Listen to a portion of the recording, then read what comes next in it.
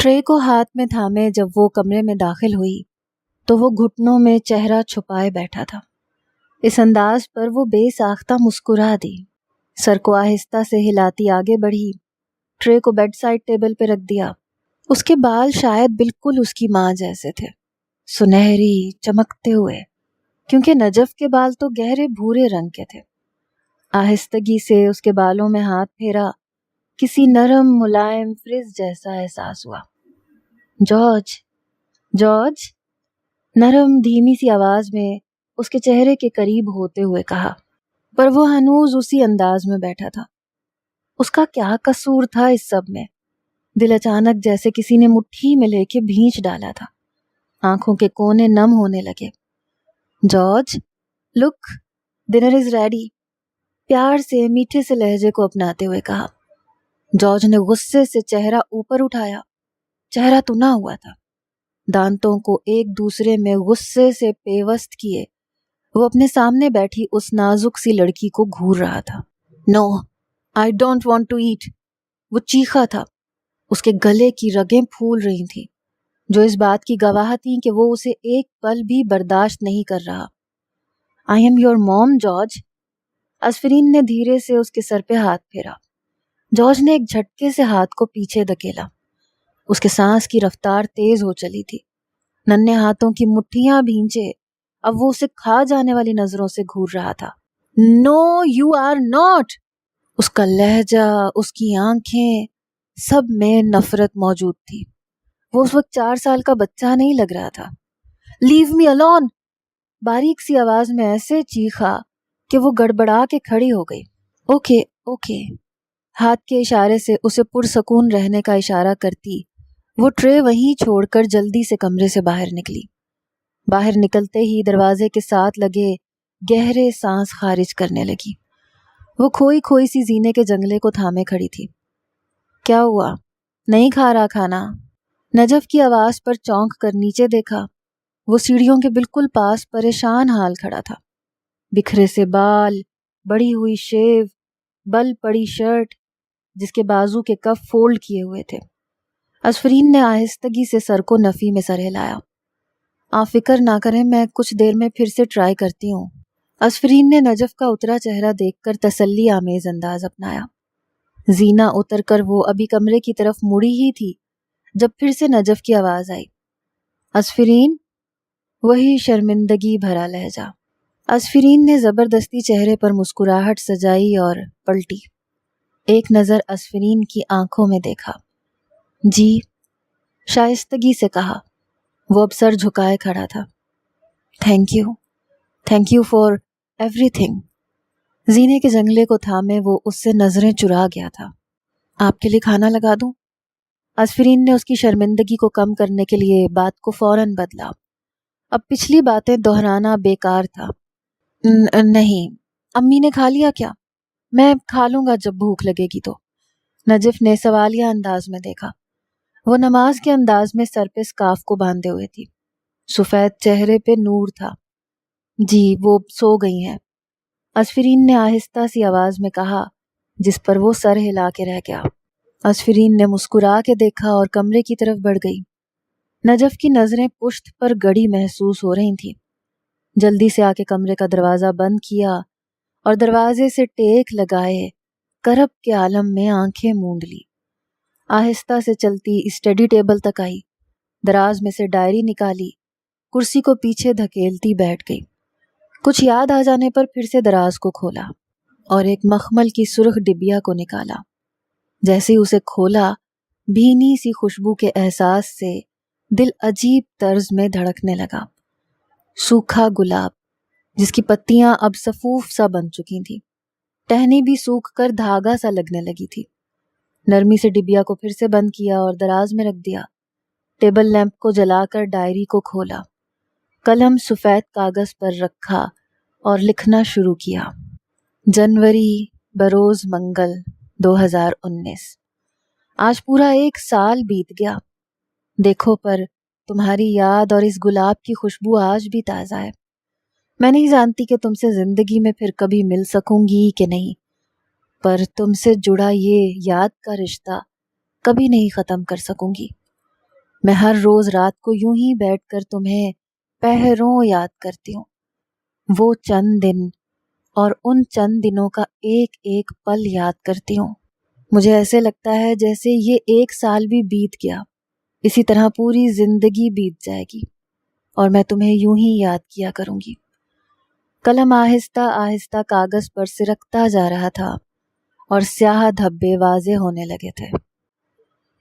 بروز جمعہ 7 جنوری 2018، Sydney banks town. باہر نکلتے ہی سیاہ چارکول میں لپٹی شفاف سڑک اتنی گرم تھی کہ جوتے کے تلوے بھی گرم ہوتے محسوس ہو رہے تھے۔ 1939 کے بعد سڈنی کے اندر پڑنے والی یہ شدید گرمی اپنا ریکارڈ توڑ رہی تھی۔ اس کی سفید جلد جیسے جلنے لگی اور سرخی مائل ہوتی جا رہی تھی۔ تیز تیز قدم اٹھاتی وہ بس اسٹینڈ کی طرف جا رہی تھی، گھبرائی سی پریشان صورت لیے جس پہ گھبراہٹ واضح تھی۔ سفاک لوگ ہر جگہ موجود تھے، چاہے وہ پاکستان ہو چاہے آسٹریلیا، اور یہاں اس کے معاملے میں تو سفاکی برتنے والے چاروں طرف اس کے اپنے ہی تھے۔ سفید رنگ کے جاگرز میں بھی پاؤں جھلس رہے تھے۔ ڈھیلی سی سیاہ رنگ کی ٹی شرٹ کے نیچے جینز پہنے بار بار گردن پر آئے پسینے کو صاف کر رہی تھی۔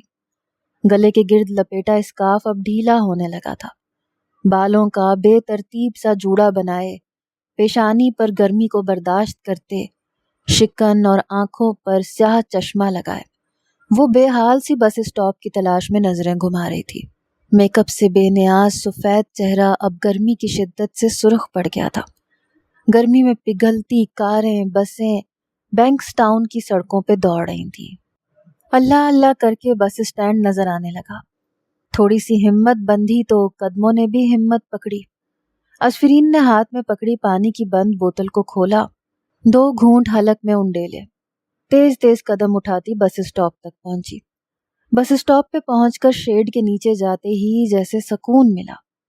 کندھے پہ لٹکے بیگ کو اوپر اٹھا کے اس میں سے پھر سے وہ کاغذ نکالا جس کو وہ اس راستے پہ آتے ہوئے 20 بار کھول چکی تھی، اور بس اسٹاپ پہ لکھے گئے الفاظ کو کاغذ کی چھوٹی سی چٹ پہ لکھے گئے الفاظ کے ساتھ ملایا۔ وہ درست بس اسٹاپ پہ پہنچ چکی تھی۔ ایک طرف چلتے اسکرین بورڈ پر بس کا نمبر چیک کیا، درست تھا۔ تسلی سے دل پہ ہاتھ رکھا، گہری سانس لی۔ آج خود جانے کا پہلا دن تھا، اس لیے ہر بات پر ہاتھ پاؤں پھول رہے تھے۔ چشمے کو سر پہ ٹکائے، آنکھوں کو سکوڑ کر سڑک کی مطلوبہ جانب دیکھا۔ نیلے رنگ کی ڈبل ڈیکر بس دور سے آتی دکھائی دی۔ ایسے لگ رہا تھا جیسے بس سڑک پر ہر طرف سے پگھل رہی ہو۔ بس کے کھڑے ہوتے ہی بس کے بڑے سے دروازے کے کھلنے کی آواز پر سکھ کا سانس لیتی وہ بس میں سوار ہو گئی۔ بس کی ٹھنڈک نے اندر تک سکون اتار دیا۔ وہ اب 2 گھنٹے اسی سکون میں گزارنے والی تھی۔ بس ہوسٹس نے مسکرا کے خالی سیٹ کی طرف اشارہ کیا۔ دونوں اطراف میں لگی سیٹوں کے درمیان میں سے گزرتی وہ اپنی مطلوبہ سیٹ تک پہنچی۔ اس کی سیٹ کھڑکی کی طرف تھی اور پہلی سیٹ پر بیٹھا نفس چہرہ کتاب کے پیچھے چھپائے ہوئے تھا۔ ہلکے سے گرے رنگ کی ٹی شرٹ کے نیچے نیلے رنگ کی جینز پہنے وہ ارد گرد کی دنیا سے یکسر بے نیاز تھا۔ اشفرین کی نظر اب کتاب پہ تھی، the enemy within by John Ventry. ہلکے گرے رنگ کی جلد پر آف وائٹ رنگ کے الفاظ لکھے تھے۔ وہ جو بھی تھا اس کے پاس آنے پر بھی کتاب میں گم تھا۔ Excuse me, my seat please, Ashfreen نے پر اعتماد آواز میں کہا۔ کتاب نیچے ہوئی۔ وہ کوئی ایشیائی تھا، گو کہ رنگت بے حد سفید تھی، پر اس کے چہرے کے نقوش اور وضاقتہ سے وہ ایشیائی تھا۔ لمبائی کے رخ، بڑی سی آنکھیں ایک لمحے میں دیکھنے والے کو اپنے سحر میں قید کرنے کی طاقت رکھتی تھیں۔ اشفرین نے بھی دل میں داد دیے بنا نہ رہ سکی۔ وٹ؟ نہ سمجھی جیسے انداز میں آنکھیں سکیڑے سوال کیا۔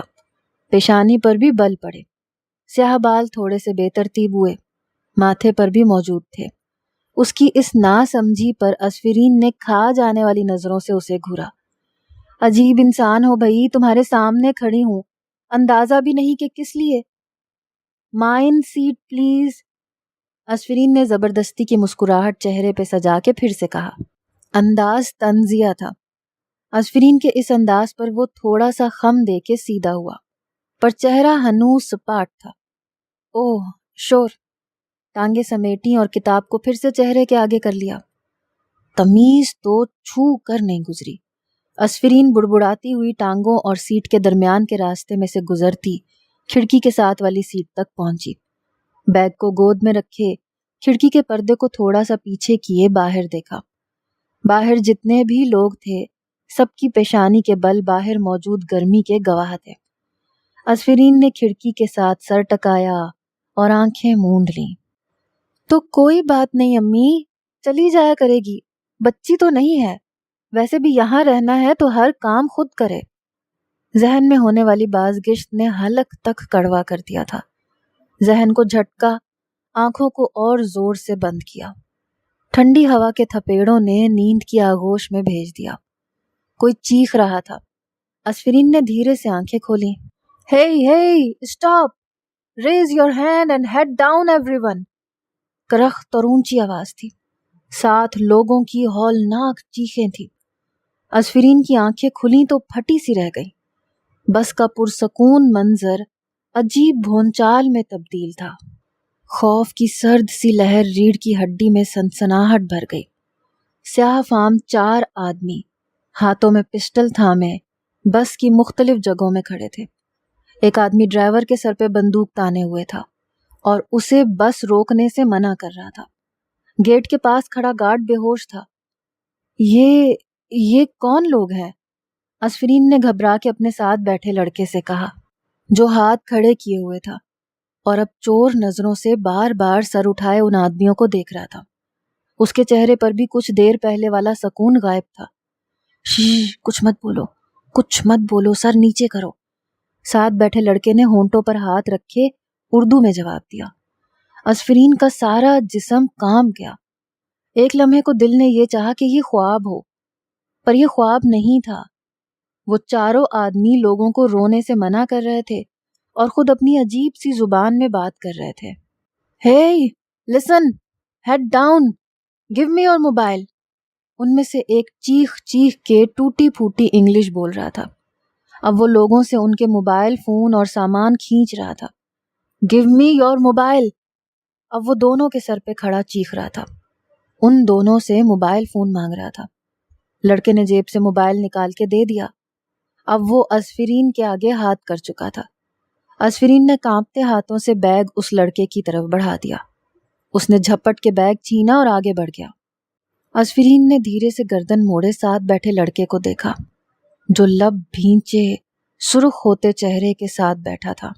Turn the bus bastard. अब वही आदमी ड्राइवर के सर पे खड़ा था और उसे बस मोड़ने का कह रहा था। सुनसान सड़क का रुख सिडनी के सुनसान जंगल की तरफ जा रहा था। सब लोग अब कांपने लगे थे। सबका ख्याल था कि वो सामान लूटने के बाद बस से उतर जाएंगे, पर वो तो शायद बस को यरगमाल बना चुके थे। एक औरत ऊंचा ऊंचा रोने लगी। Please leave us, please please. वो हाथ जोड़े खड़ी रो रही थी। इंग्लिश बोलने वाले स्याह फाम अब तेज तेज कदम उठाता उस औरत की तरफ बढ़ा था। हे lady, stop crying. If you not stop crying I will shoot you right now. स्याह फाम ने उस औरत पर पिस्टल तानी। औरत के साथ बैठा आदमी तेजी से खड़ा हुआ और औरत के मुंह पर हाथ रखकर उसे जबरदस्ती चुप करवा रहा था। वो औरत अब उसके काबू में भी फड़फड़ा रही थी। हे टर्न दिस रोड। आदमी अब जंगल में बस को ले आया था। लोग खौफ से सर झुकाए बैठे थे। बच्चों के रोने की आवाजें थी, शायद हल्की हल्की सी। स्टॉप। अब वो बस को रोकने के लिए कह रहा था और फिर वो चारों मारते हुए सबको बस से उतार रहे थे। आसफरीन के बाजू थकने लगे थे। मूव। अब उनमें से एक आदमी ने साथ बैठे लड़के के बाजू को दबोचा। उसे खड़ा करने के बाद उसके बाजू को झपट के खड़ा किया।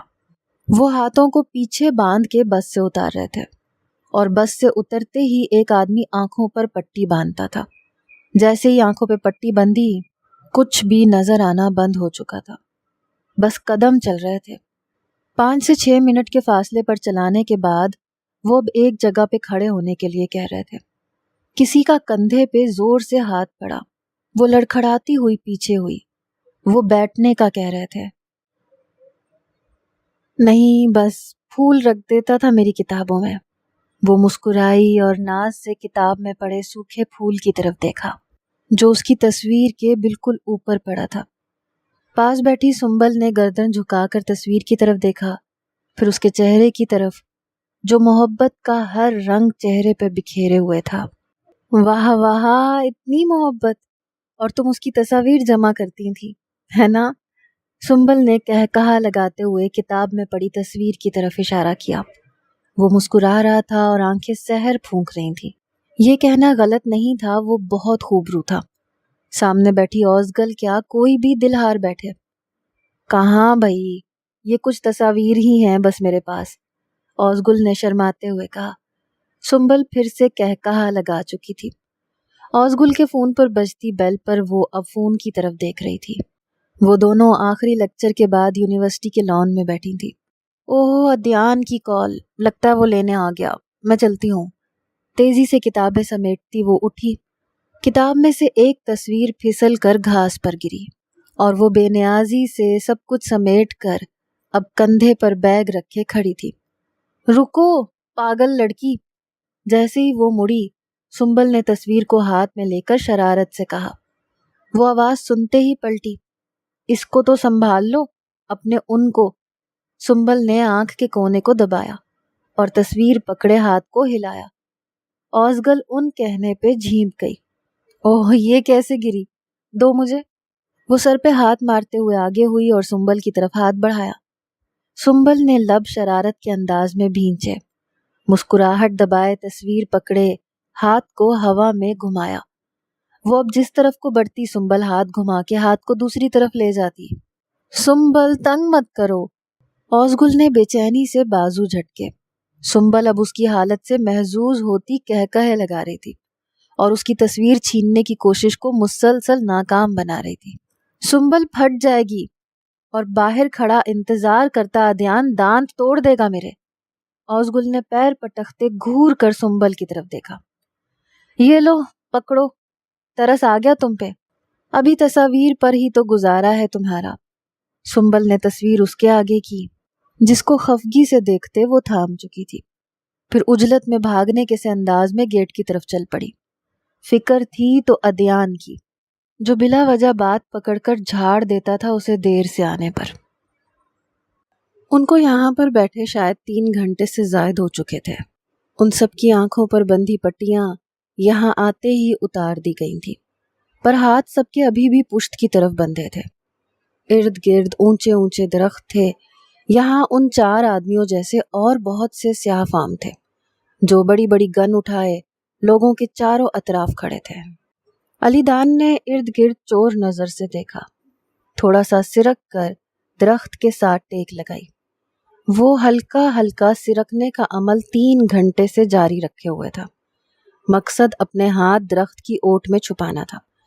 اسے اپنے ہاتھوں کی مدد سے پینٹ کی پیچھے کی جیب میں سے کٹر کو نکالنا تھا۔ درخت کے پاس پہنچنے کے بعد اب وہ اس کی اوٹ میں 1 گھنٹے سے یہ کوشش کر رہا تھا۔ جنگل میں ارد گرد بہت سے گھنے درخت ہونے کے باعث حبس اور گھٹن تھی۔ سب لوگ پسینے میں شرابور ڈرے سہمے بیٹھے تھے۔ کچھ لوگ وقفے وقفے سے رونے کا عمل جاری رکھے ہوئے تھے، جن میں سے ایک وہ لڑکی تھی جو بس میں اس کے ساتھ بیٹھی تھی۔ علی دان کی توجہ زیادہ اس پر جانے کا سبب شاید اس کا ایشیائی ہونا تھا۔ باقی سب گورے تھے، جن میں 3 بچے اور کچھ بوڑھے لوگ بھی شامل تھے۔ عورتیں اور سب لوگوں کو ملا کر کل 30 کے قریب لوگ تھے۔ بہت مشکل سے باریک سا کٹر اس کے ہاتھ لگا۔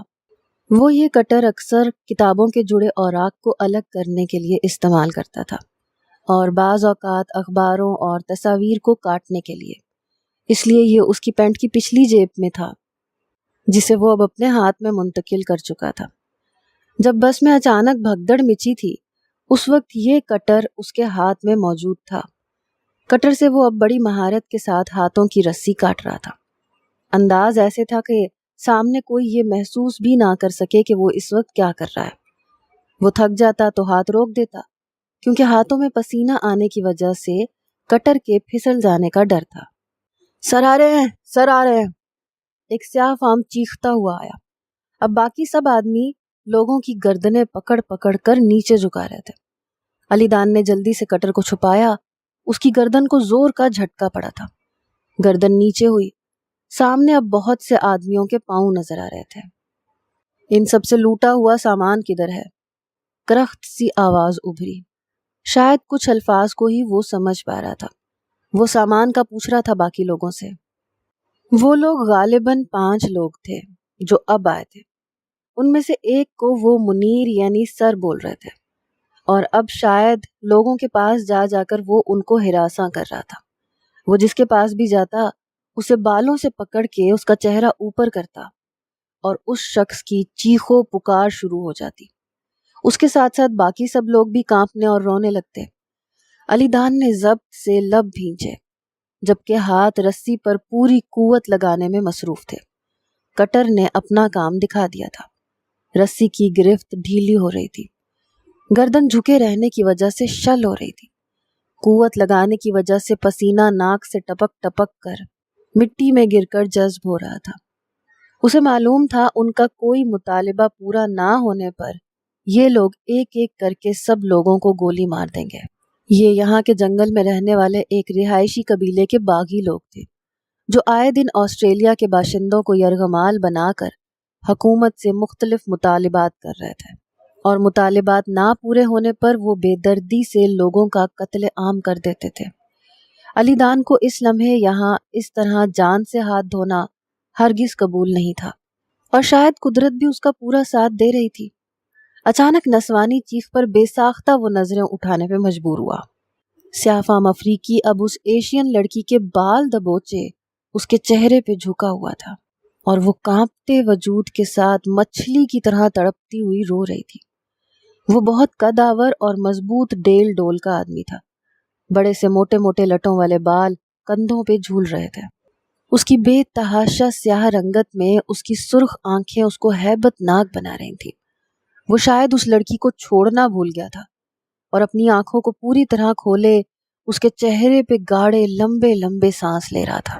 لڑکی اس کے سامنے کوئی نازک سی چڑیا محسوس ہو رہی تھی۔ ازفرین کے بال وہ اس بری طرح سے دبوچے ہوئے تھا کہ تکلیف کے زیر اثر اس کی آنکھوں میں پانی امڈ آیا تھا۔ اس پر جھکا وہ ہیبت ناک صورت والا آدمی اسے اوپر سے نیچے تک بری طرح گھور رہا تھا۔ گردن کو بالوں سے پکڑ کر اس بری طرح پیچھے کیا کہ ازفرین کی سفید گردن کی رگیں واضح ہونے لگی۔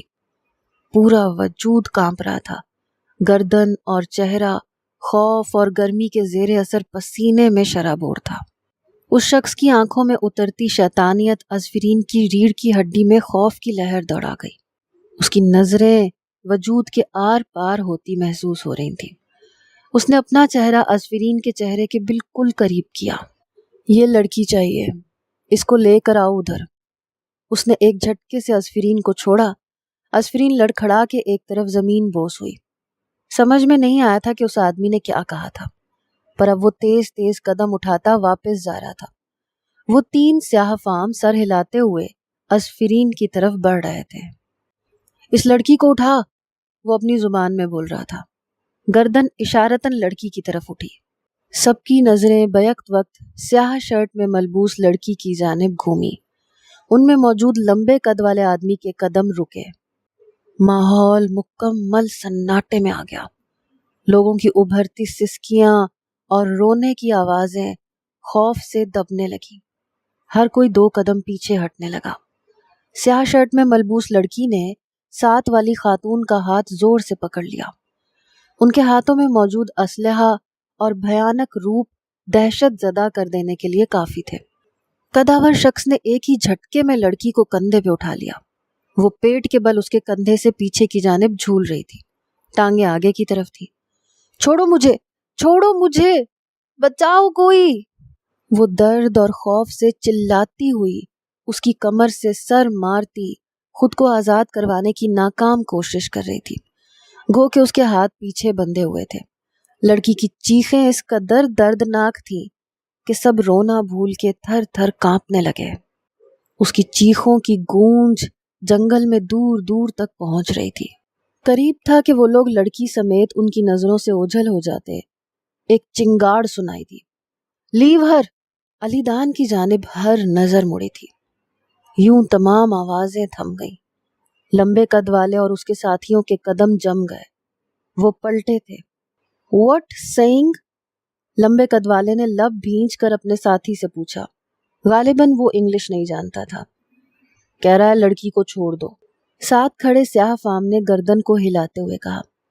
اب وہ تینوں علی دان کو گھورنے میں مصروف تھے، جو اٹھ کے کھڑا ہو چکا تھا۔ اس کو بھی ساتھ لے چلو۔ قد آور سیاہ فام نے پیشانی پہ بل ڈالے اور دانتوں کو پیس کے کہا۔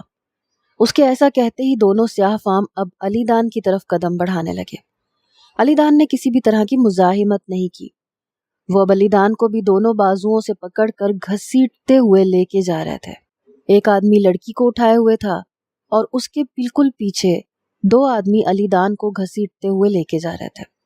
علی دان کی نظریں ان کے کندھوں سے لٹکتی رائفل پر تھیں۔ رائفل کے منہ پر سائلنسر چڑھے تھے، جس سے فائر کی آواز سنائی نہیں دیتی۔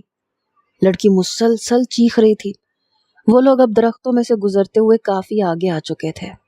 یہی وہ محفوظ جگہ تھی جہاں اسے اپنی زندگی بچانے کی آخری کوشش کرنی تھی، کیونکہ اس کے بعد اس کا بچنا ممکن نہیں تھا۔ علی دان نے پوری قوت سے بازوؤں کو جھٹکا دیا اور رسی یک لخت دو ٹکڑوں میں تقسیم ہوتی دور جا گری۔ علی دان کے دونوں ہاتھوں کا یوں کھل جانا دونوں آدمیوں کی سوچ سے بالکل برعکس عمل تھا۔ اس سے پہلے کہ وہ سنبھل پاتے، علی دان نے بڑی مہارت سے ٹانگوں کو گھمایا اور ان کو وہ زمین بوس کر چکا تھا۔ ایک کی آنکھ میں کٹر مار کے اس نے گن کو اس کے گلے سے کھینچ لیا اور اب وہ باقی دونوں پر گن تان چکا تھا۔ سارا عمل اتنی تیزی سے ہوا کہ وہ دو لوگ اپنے کندھوں پہ لٹکتی گنز کو بھی نہ اتار سکے۔ نیچے لوٹ پوٹ ہوتا آدمی اپنی آنکھ پہ ہاتھ رکھے اونچی آواز میں چیخ رہا تھا۔ علی دان نے تیزی سے اس کے سر کے وسط میں فائر کیا۔ گن کو پھر سے برق رفتاری سے ان دونوں پہ تانا۔ ان کے اپنی اپنی رائفل پر بڑھتے ہاتھ پھر سے تھم گئے۔ Take off the girl and raise your hands, Ali Dan نے پھولی سانسوں کے ساتھ کہا، جبکہ نظریں مسلسل ارد گرد کا جائزہ لے رہی تھیں۔ جیسے ہی اس نے ازفرین کو نیچے اتارا، وہ بھاگتی ہوئی علی دان کے پیچھے آئی۔ جسم بری طرح سے کانپ رہا تھا۔ وہ دونوں آدمی اب ہاتھ اوپر کیے ہوئے تھے۔ علی دان نے ایک لمحے کی بھی دیر کیے بنا دونوں پر فائر کیے۔ وہ بے آواز فائر سے اب زمین بوس ہو چکے تھے۔ علی دان نے پھٹی آنکھوں سے تینوں لاشوں کی طرف دیکھا، ازفرین کی طرف دیکھا اور پھر جلدی سے اس کے بندھے ہوئے ہاتھوں کو رسی کو کھولا۔ تینوں گنز کو اپنے گلے میں لٹکا کر ازفرین کو اشارہ کیا، بھاگو۔ ازفرین کانپتی ہوئی اب اس راستے کے مخالف سمت میں علی دان کے پیچھے بھاگ رہی تھی۔ جاگرز تیزی سے زمین کو روندتے پیچھے چھوڑ رہے تھے۔ کپڑوں سے پتے اور جھاڑیاں ٹکرا رہی تھیں۔ وہ اپنی زندگی میں پہلی دفعہ اتنی تیزی سے بھاگ رہی تھی۔ اس لمحے وہ نہیں جانتی تھی وہ کون تھا، پر وہ اس کا مسیحا تھا۔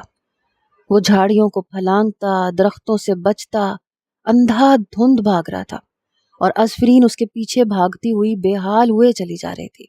ان کو اس طرح بھاگتے ہوئے 10 منٹ کے لگ بھگ ہو چکے تھے۔ اس سارے لمحے میں وہ لڑکا کئی بار پیچھے مڑ کے اس کو دیکھ چکا تھا اور ارد گرد نظر دوڑا کر تسلی کر رہا تھا کہ ان کے پیچھے وہ لوگ آ رہے ہیں یا نہیں۔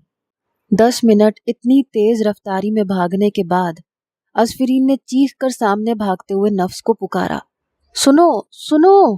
ازفرین پوری قوت سے چیخی تھی۔ وہ ایک دم سے رک کے پلٹا، لبوں پر انگلی رکھے اسے خاموش رہنے کا اشارہ کرتا وہ ازفرین کے پاس آیا۔ سانس بے تحاشا پھول رہا تھا، بھویں سوالیہ انداز میں اوپر اچکائی ہوئی تھی۔ مجھ سے اور بھاگا نہیں جا رہا، ازفرین نے روتے ہوئے بیچارگی سے کہا۔ وہ ابھی تک پھولی سانسوں کو بحال نہیں کر پائی تھی۔ علی دان نے ارد گرد نظر دوڑائی، پھر اپنے سامنے کھڑی بے حال سی لڑکی کی طرف دیکھا۔ وہ اپنی جسامت کے لحاظ سے 19-20 سال کی لڑکی لگ رہی تھی۔ معصوم سا بیضوی چہرہ، جس پر اس کی چھوٹی سی تیکھی ناک اور خوبصورت تراش کے لب چہرے کو جاذب نظر بنا رہے تھے۔ سیاہ شرٹ پر جگہ جگہ مٹی لگی تھی۔ چہرے اور گردن پہ بال بکھرے ہوئے تھے۔ اس سیاہ فام کا دیوانہ ہو جانا اب بخوبی سمجھ آ رہا تھا۔ علی دان نے فوراً ذہن کو جھٹکا۔ دیکھو تمہاری بیکار کی باتیں سننے کا وقت نہیں ہے اس وقت، بھاگو۔ اتنا کہہ کر وہ پھر سے بھاگنے لگا۔ اسفرین نے روحان سی صورت بنائی اور پھر سے اس کے پیچھے بھاگنا شروع کر دیا۔ میر دلاور ولاس کے گیٹ پر بیٹھے رحیم بابا کو مسکرا کر سلام کرتی، پورچ پر نظر دوڑاتی وہ لان تک پہنچی جہاں وہ سوزو کے ساتھ بیٹھا تھا۔ وہ اسے اپنے کمرے کی کھڑکی سے دیکھ چکی تھی اور یہ اچھا موقع تھا اس سے ساری بات کی وضاحت لینے کا، اسی لیے وہ ان کے گھر چلی آئی تھی۔ اوزگل نے کمر پر ہاتھ دھر کر سر کو ہوا میں افسوس کے انداز میں مارا اور آگے بڑھی۔ ادیان، ادیان! غصے سے اسے پکارتی وہ اب اس کے سر پہ پہنچ چکی تھی۔ ادیان نے ایک بیزار سی نظر اس پہ ڈال کے پھر سے سوزو کی طرف توجہ مرکوز کر دی۔ ادیان کی اس بے رخی پہ اوزگل کا منہ حیرت سے واہ ہوا۔ کیا ہوا ہے تمہیں؟ اس سارے ایٹیٹیوڈ کی وجہ پوچھ سکتی ہوں؟ جھٹکے سے اس کے بازو کو کھینچ کے رخ اپنی طرف موڑا اور اس کے چہرے کو بغور دیکھتے ہوئے کہا۔ ادیان نے ناک چڑھا کر آنکھوں کو سکوڑے اس کی طرف دیکھا۔ میرون رنگ کے گھٹنے تک آتی فراک کے نیچے جینز پہنے وہ اس سرمئی شام کا حصہ لگ رہی تھی۔ سوزو کو گود سے رہائشی بخشی تو وہ بھاگتا ہوا دم ہلاتا ایک طرف کو چل دیا۔ مجھے کیا ہوگا؟ دل پر قابو پا کر گہری سانس لی اور اٹھ کر کپڑے جھاڑتا وہ پاس کھڑی کلب جاں سے زبردستی بے اعتنائی برت کر ایک طرف پڑی ریکٹ اور شٹل کو کٹ میں ڈالنے لگا۔ موڈ بنا ہے، اس طرح سے بات نہیں کر رہے، ایک ہفتے سے نوٹ کر رہی ہوں میں۔ اوزگل نے منہ پھلا کر خفگی کے انداز میں شکوہ کیا، جس پر ادیان کے چہرے پر اور سنجیدگی طاری ہو چکی تھی۔ وہ زندگی میں پہلی دفعہ اوزگل کے ساتھ اس طرح کا سلوک کر رہا تھا اور یہ سب کچھ ایک ہفتے سے ہو رہا تھا۔ اوزگل کو اس سب کی عادت نہیں تھی، اس لیے ادیان کی یہ بے اعتنائی اسے بری طرح کھل رہی تھی۔ کچھ نہیں ہوا، میرا دماغ کھانا بند کرو پلیز۔ سخت لہجہ اپنایا اور نظریں چرائیں جو بے ساختہ اس کے چہرے کے نقوش میں الجھ کر دل کو باغی ہو جانے پہ اکسا رہی تھی۔ ادیان، you never treated me like this. What happened? اوزگل نے روحانسی آواز میں کہا۔ ادیان کا سخت لہجہ آنکھوں میں پانی لے آیا تھا۔ ادیان کیا، اسے تو کسی کے بھی سخت لہجے کی عادت نہیں تھی۔ کچھ نہیں، وہ یہاں مزید رہتا تو پگھل جانے کا ڈر تھا جو اب اسے ہونے نہیں دینا تھا۔ سامنے کھڑی اس لڑکی کی عزت کرنی تھی، محبت کی جگہ احترام کو دینی تھی، پر یہ سب کرنا بھی اس کے لیے آسان نہیں تھا، اسی لیے بے رخی برت رہا تھا۔ وہ تیز تیز قدم اٹھاتا اب گیٹ کی طرف جا رہا تھا اور اوزگل ناسمجھی کی لکیریں ماتھے پر سجائے میر دلاور ولاس کے وسیع لان میں پریشان حال کھڑی تھی۔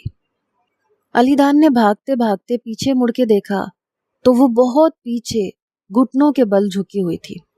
اونچے اونچے آسمان سے بات کرتے درختوں کے درمیان میں وہ نڈھال سی جھکی ہوئی گہرے سانس لے رہی تھی۔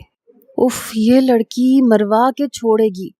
دانت پیستا وہ تیزی سے واپس بھاگ کر اس کے پاس آیا، ارد گرد نظر دوڑائی۔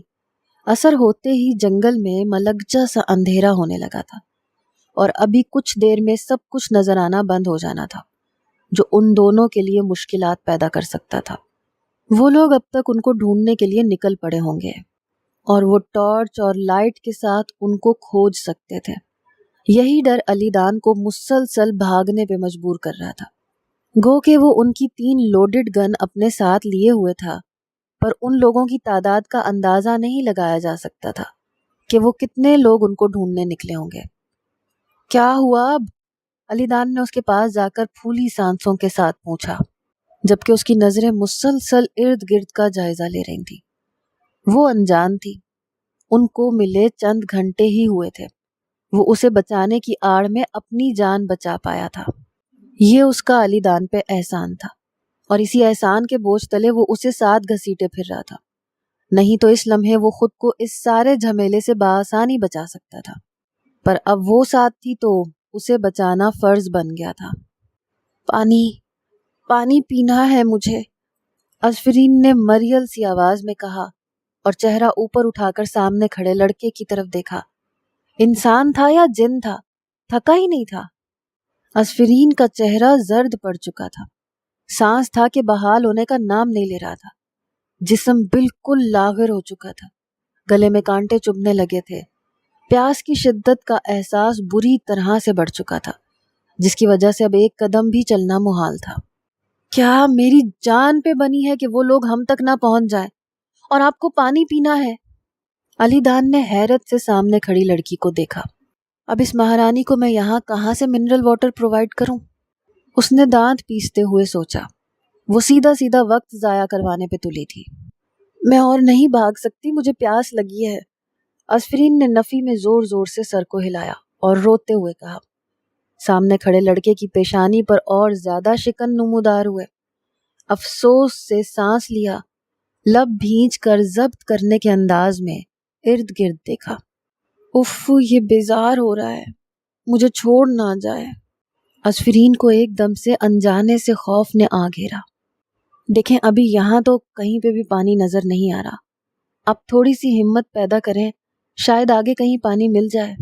اس نے کمر پر ہاتھ دھرے آواز میں سختی کو کم کرتے ہوئے کہا، کیونکہ سامنے کھڑی لڑکی کا زرد پڑتا چہرہ اس کی سچائی کا ثبوت تھا کہ اس کی ہمت جواب دے رہی ہے۔ ویسے بھی وہ نازک سے ڈیل ڈول کی لڑکی اتنے میل اس کے ساتھ بھاگ آئی تھی، یہ بھی حیرت کی بات تھی۔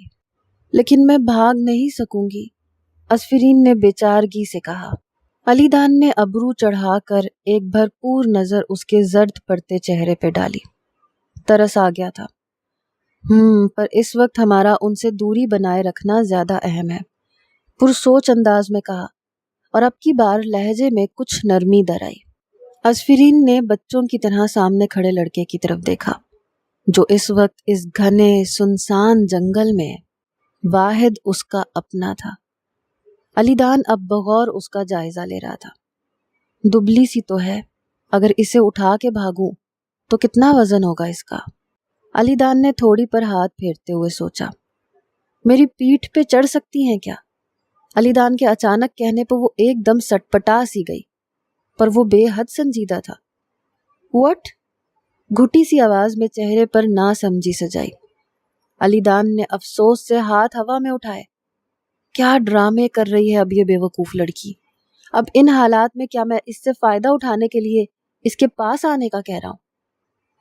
نہیں، آپ مجھے اٹھا کے کیسے بھاگ سکتے ہیں؟ اسفرین نے گڑبڑا کے کہا۔ اسفرین ابھی بھی اس کی پیشکش میں ہی الجھی ہوئی تھی کہ وہ آگے بڑھا۔ وہ اب مزید کوئی بات سننے کے موڈ میں نہیں تھا۔ اسے بازو سے پکڑ کے کندھے پہ ڈالا۔ وہ رکے کرتی رہ گئی۔ علی دان نے کسی بات پر کان نہیں دھرا۔ میں بھاگ سکتا ہوں، آپ پریشان نہ ہوں، پھولی سانس میں کہا اور بھاگنا شروع کیا۔ اسفرین نے زور سے آنکھوں کو بند کیا۔ وہ واقعی اسے گود میں اٹھائے بھاگ رہا تھا، اس بات سے یکسر انجان کہ ارد گرد درختوں کی شاخیں اور پتے زور زور سے اسفرین کے منہ سے ٹکرا رہے تھے۔ غلط سوچا تھا اس نے، وہ اتنی بھی ہلکی نہیں تھی۔ علی دان کے ویٹ لفٹنگ کے سارے ریکارڈ ٹوٹ رہے تھے۔ کیوں؟ وہ کس لیے آئی ہے یہاں؟ تم نے کہا تھا وہ کبھی نہیں آئے گی یہاں۔ ایملی نے اٹھا کر تکیا ایک طرف مارا۔ وہ سرخ چہرہ لیے اس وقت غصے کی آخری حدوں کو پار کر رہی تھی۔ نجف نے گہری سانس لی۔ ہاں کہا تھا، پر مجبوری بن گئی ہے بیبی، سمجھا کرو نا۔ نجف کا انداز التجا والا تھا، پر سب بیکار تھا۔ وہ اٹھا کے چیزیں پھینک رہی تھی۔ چھوٹے سے کمرے میں جگہ جگہ کارپٹ پہ مختلف چیزیں بکھری ہوئی تھی۔ اوہ بس کرو تم مجھے بے وقوف بنانا، ایملی نے حکارت سے کہا، گہرے گہرے سانس لیتے ہوئے چہرے کا رخ ایک طرف موڑا۔ میں تم سے اور جارج سے پیار کرتا ہوں، اس سے آگے اور کچھ نہیں۔ نجف نے بےچارگی سے اس کے قریب جا کر اس کے کندھے پر ہاتھ رکھا۔ تم اپنی موم کو بتاؤ ہمارے بارے میں۔ ایملی نے کندھے کو ناگواری سے جھٹکا، جس کی وجہ سے نجف کا کندھے پہ دھرا ہاتھ نیچے گرا۔ نجف کے بجتے فون پر وہ خاموش ہوئی۔ نجف نے موبائل نکالا، ایک نظر ڈالتے ہی ہونٹوں پر انگلی رکھے ایملی کو خاموش رہنے کا اشارہ کیا۔ نجف، अजफरीन घर नहीं पहुंची, रात हो गई है, ना ही उसका नंबर लग रहा है।